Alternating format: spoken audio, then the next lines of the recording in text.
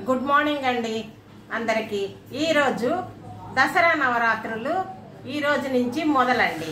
ఈ రోజు నుంచి మొదలు నేను మా కోడలు చేస్తుంది, నేను దండం పెట్టుకుంటున్నానులే, ఇదిగో చేసుకున్నాం అన్నట్లు। ఈ రోజు నుంచి మొదలు 9 రోజుల వరకు రోజుకొక నైవేద్యం చేసి పెట్టాలన్నట్లు, పెట్టి పూజ చేసుకోవాలా। పూజ చేసుకుంటే మంచిది। మొదటి రోజు పొంగల్ పెట్టాలండి।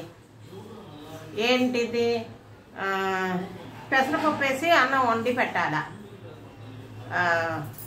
కట్టు పొంగలి అంటారు, దాన్ని చేసి పెట్టాలా, పెట్టి చేసుకోవాలి। రోజుకొక నైవేద్యం అమ్మవారికి రోజుకొక నైవేద్యం చేసుకుని 9 రోజులు ఈ విధంగా అమ్మవారిని చిన్నగా పక్కన పెట్టుకుని చేసుకుంటే మంచిది। అమ్మవారి బొమ్మ కాదు, చిన్న విగ్రహం। నేను ఇంత విగ్రహం తెచ్చుకున్నానండి, ఎక్కడి నుంచి, ఢిల్లీ నుంచి, ఇత్తడిది కనకదుర్గదే అక్కడ దొరికింది అన్నట్లు, దొరికితే నేను కొనుక్కొని తెచ్చుకున్నాను। ఆమెను ప్రత్యేకంగా పెట్టుకుంటా। ఈ విధంగా ఒక ప్లేట్లో సింహాసనం ఏర్పాటు చేసి కింద ఒక ప్లేట్ పెట్టి కనకదుర్గ దగ్గరకు చూపించండి। కనకదుర్గను కనపండి, పెద్దదిగా చేయాలి ఇట్లా చూపించు। అదిగోండి కనకదుర్గని ఆ సింహాసనం ఏర్పాటు చేసి పూజా రూమ్లోనే పక్కకు అట్లా పెట్టుకుంటాం అన్నట్లు। పూజ మొత్తం చేసుకుంటాం కదా, ఈ విధంగా చేసుకోవాలా। చేసుకొని అమ్మవారికి దండం 9 రోజులు చేసుకుంటే, ముత్తైదువులు చేసుకుంటే చాలా మంచిదండి। ముత్తైదువులు చేసుకోవాలా, చేసుకుని ముత్తైదువులు చేసుకోవాలండి।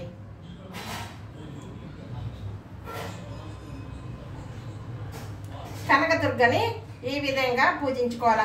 మా ఇంటి దగ్గర అక్కడ గుళ్ళో కూడా పెడతారు, బయట కూడా పెడతారండి కనకదుర్గని। ప్రతిరోజు అక్కడ కూడా వెళ్ళి దండం పెట్టుకుంటే కూడా మంచిది।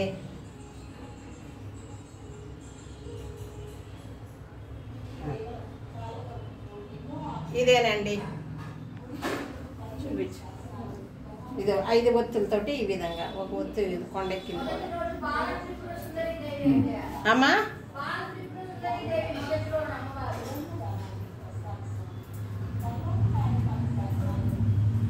మొదటి రోజు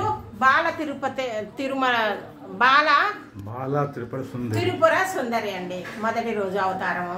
రేపు అవతారం రేపు చెప్తానండి। ఇదేనండి, నమస్తే అండి।